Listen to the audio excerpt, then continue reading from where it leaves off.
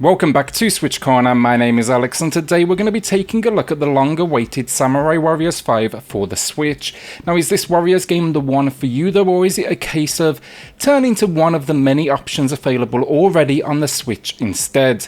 Well, that's what I'm here to find out, so hit subscribe if you love the Switch. As much as we all do here, join our growing family and let's get started.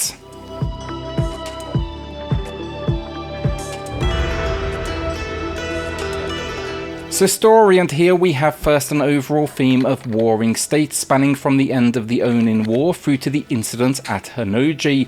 Now, rather than focus on just one side of the battle though, what we actually get here is two separate stories allowing for a different viewpoint. That is Nobunaga's rise to become the Demon King, but then also we get the story of Mitsuhide, a man that served under Nobunaga but would eventually betray him.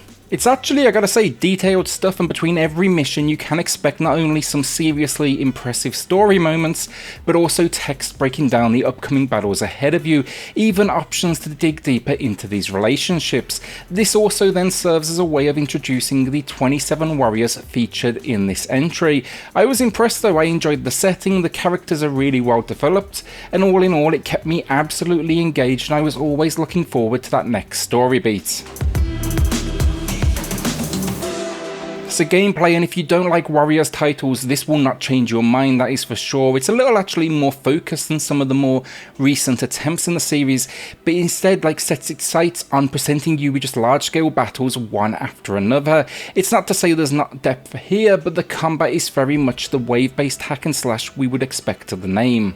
Controls though, they are simple as well to reinforce that. You get a normal attack, a hyper attack which is kind of a dash for the most part, a special attack, rage, which basically sends you into an overpowered godlike mode, and then you can also jump. Alongside this you can use ultimate skills which are activated by holding the R trigger and tapping a face button, and of course you can also block. Rounding out the controls then, you can command the warriors. You can basically tap the minus button, it will actually switch you straight over to them. You can also summon units, you can use items, call your horse and manipulate the in-game map. These games, they don't want to overcomplicate the controls, and rightly so. Instead it wants your attention on understanding the combos of each character and their particular weapon specialty. It is fast-paced stuff that's incredibly satisfying in all of its kind of over-the-top glory. Probably 90% of the time you're going to be juggling your enemies in the air. Move from battle to battle though, and it's the typical Warriors formula, be presented with a map, regain control of this map signified by a handy bar in the top right corner of the screen, and yeah, kill tons of enemies with a combined IQ score of 0. They are literally designed as cannon fodder, and it's impressive just how many enemies are on screen at once and how quickly you can mow them down as well with just combos that get into kind of the thousands range. Now naturally that would be relatively simple, but where it adds the skill to the game is enemies that pop up along the way. Think generals who actually know what they are doing in battle, leaders that need to be taken out to stop the waves overwhelming you, and then boss moments who block, they have specials and they often regen that health. It never moves far from the formula, honestly, of move objective to objective and kill a target before eventually taking down a boss, but the drip feeding of new enemy types often requiring kind of specific combos to take down, that definitely keeps it feel like you're progressing and moving forwards. Now I will add here, I'd struggle with long sessions on this one. For me, Warriors games, they're all about kind of bite-sized action, an hour here and there.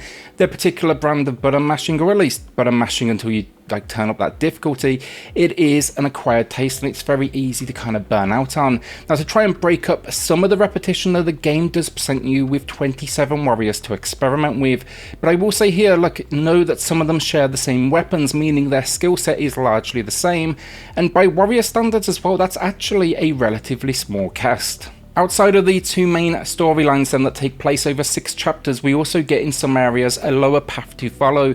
The gameplay is more the same naturally, but these are designed as optional content for those that want to kind of develop the story even more. Then when it comes to strategy, there's not a huge amount, but the game does feature systems to allow you to kind of customize and expand your warriors. First, we get the dojo where you can train your warriors to acquire new skills thanks to a skill point system. It's actually rewarded to you after each battle. It's a decently sized skill tree system here with each of the warriors containing their own. Then you can level up with XP, which impacts your stats, so think strength, health size, speed, and so on. Finally, you can also increase weapon mastery, as well as alongside the ability to change equipment, ultimate moves, and get some character information as well. Next then we do get the blacksmith. Simple enough, upgrade weapons, dismantle those that are not used for resources, and craft new weapons as well. Then you can also go to the shop where you can purchase items, and a stables where you can buy new horses, train them, and so on. The most unique system around all of these upgrade paths though, it's gotta be the fact the dojo, the blacksmith, the shop, and the stables, they can actually be upgraded as buildings. Doing this, it allows more access and more ability. So what you'll be doing to actually level this up is you'll jump into a mode that's called Citadel mode. Citadel mode is essentially time-based or wave-based defensive missions where it throws you into war and then it asks you to win the battle. If you win, it's gonna of course reward you with resources that can then be used to upgrade these buildings. You can also jump into free mode as well on any story chapter you have completed. This allows you to try to beat your high score, complete additional objectives, and you can also use any unlocked warrior you have in your roster. Problems wise, naturally for some, as I said, the repetition of the gameplay will be one. My preferred way to play something like this, it's going to be in small bursts, because then I kind of get the adrenaline rush as I go into beast mode. Then the very occasional frame rate wobble as battles get more impressive in their enemy count and scale, but I also want to point out here, like, I was still seriously impressed just how stable this was on the Switch. Really had concerns going in after Age of Calamity, but Koei Tecmo, they more than delivered. Finally, the conversation is constant, and it's often going to tell you where you should be going, but there's no English audio. As battles intensify, so does following these directions, and I got a little bit kind of lost and confused as I couldn't focus on the text at the bottom of the screen and still kind of survive the heat of battle. That's really it for gameplay. The only other thing, the game has 2-player support, both for local co-op with split screen and online play as well. Unfortunately though, I was unable to test these for today's review. Overall though, look, for gameplay, you like all-out action or you're simply like a fan of warriors, this will give you a hell of a ride, and I think fans, you're going to walk away happy. So graphically speaking, I thought it was great looking, this one. It's got this new almost cel-shaded style with a little extra detail that absolutely works, and I loved the vibe it just gave to the action. Let's though get the obvious thing out the way first. Enemies, largely repetitive, and animations can be lacking as they often, you know, get juggled in the air from one of your combos, and they all kind of have the exact same movement like the world's best synchronized swimming team. But that's always been the case, and it doesn't harm the game's scale and intensity. You still very much feel like a badass. They are drones, they are meant to be crushed, and in that sense they absolutely succeed. The core warriors though, they look fantastic throughout, from their movement to the animations that play out in battle. I was seriously impressed, and some of these ultimate moves, they just look absolutely awesome. Locations, granted a few low quality textures here and there, but I think they consistently move things forward enough that it never gets too similar, as one moment you may be in kind of open fields, the next you're storming a castle. The enemy designs as well for specific special units or bosses, they for sure stood out as you targeted them for your victory. Issues wise then, with the size of this world, we do see pixelation pretty much frequently, and also the game on Switch has some pop-in that gets more and more noticeable as the game progresses, and these locations, they get more and more complex. Literally, units, they will pop up before your eyes, but that'll be a decent way in the distance at least, and I think that is fair given the fact there's just bloody hundreds of enemies surrounding you.